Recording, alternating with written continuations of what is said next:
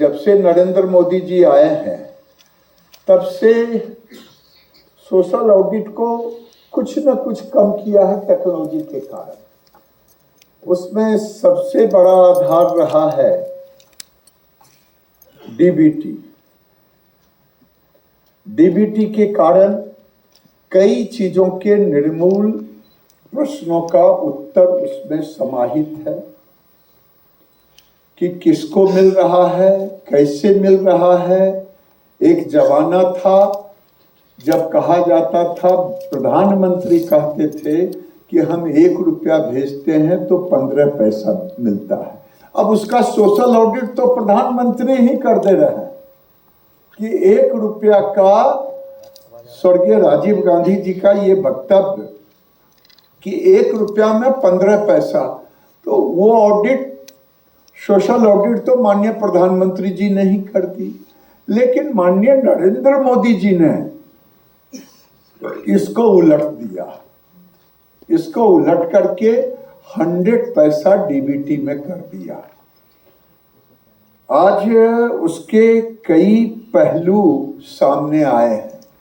लगभग 49 लाख डीबीटी सब डिपार्टमेंट में मिलकर के हो चुका, जिसमें 40 करोड़ से ज्यादा, 40,000 करोड़ से ऊपर ये पैसा गया है। जब ये गया है तो लगभग 3 लाख करोड़ से ज्यादा का बचत हुआ है। अब मैं अपने विभाग के एक मनरेगा में देखता हूं। मनरेगा का फॉर्मेट ही है सोशल ऑडिट का। सोशल ऑडिट में क्या रिपोर्ट दिया गया? असूली योग्य राशि, ये असूल की गई मामलों की संख्या, असूल की गई राशि।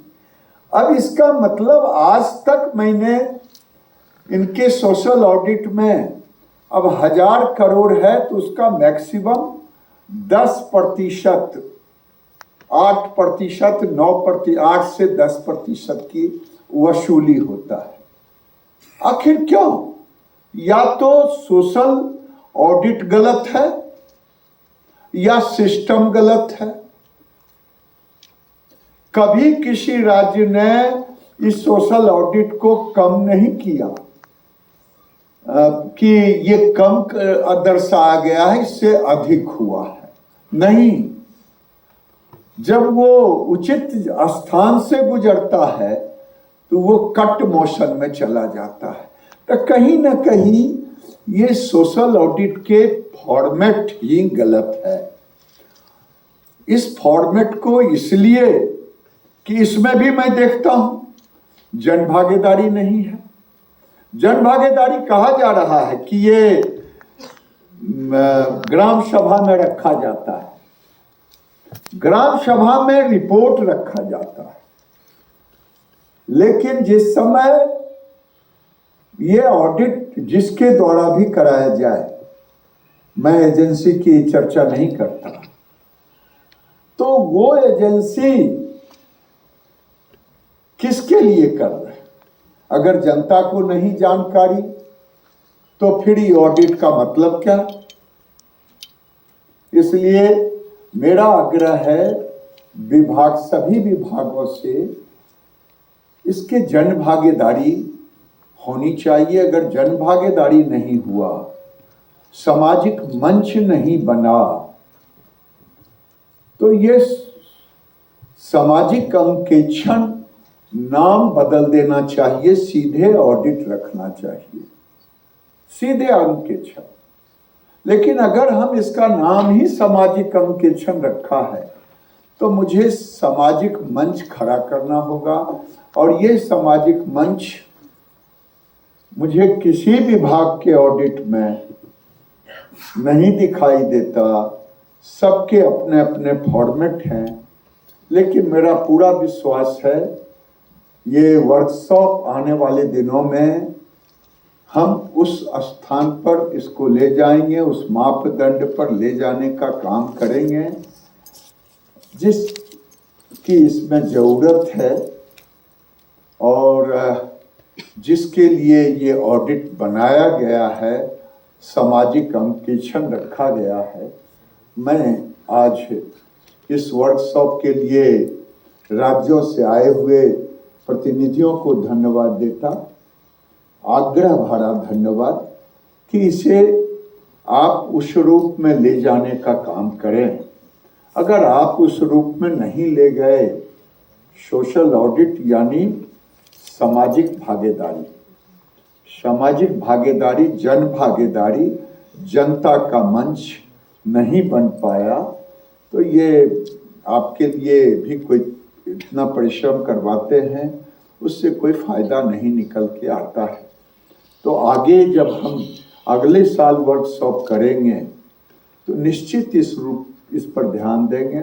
तो मैं राज्यों को धन्यवाद देना चाहता हूं जो यहाँ तक आए और अपना प्रेजेंटेशन दिया, बेस्ट प्रेजेंटेशन, प्रस्तुतिकरण दिया। मैं उनको धन्यवाद, मैं भारत सरकार के विभिन्न विभागों को, उनके संयुक्त सचिवों को, अधिकारियों को धन्यवाद जिन्होंने बड़े ही सही ढंग से अपने आप को प्रस्तुतिकरण दिया है। और अंत में मैं फिर से विभाग को धन्यवाद दूंगा कि कोई भी काम का उद्देश्य अगर सही हो तो भले ही रास्ते में थोड़ा बहुत टेढ़ा मेढ़ा हो, लेकिन हम लक्ष्य पर पहुंचेंगे। आपका उद्देश्य सही है, हम लक्ष्य पर पहुंचेंगे। मैं सबको कोटिशः धन्यवाद देता, मीडिया कर्मी को भी धन्यवाद देता कि शायद उन्हें इस सोशल ऑडिट में किस रूप में इसको मीडिया को, हालांकि ये हर विभाग का सार है, अगर ये नहीं सही तो कुछ भी नहीं सही। ये फिनेंशियल वित्तीय व्यवस्था का सबसे बड़ा रीढ़ है सामाजिक अंकेक्षण। इसीलिए मैं अपनी वाणी को विराम देता हूँ। ऐसे तो मीडिया अपने अनुसार से निकालता है कि इसमें क्या निकालना है क्या नहीं निकालना है, वो सुधीर जी जानेंगे। बहुत बहुत धन्यवाद।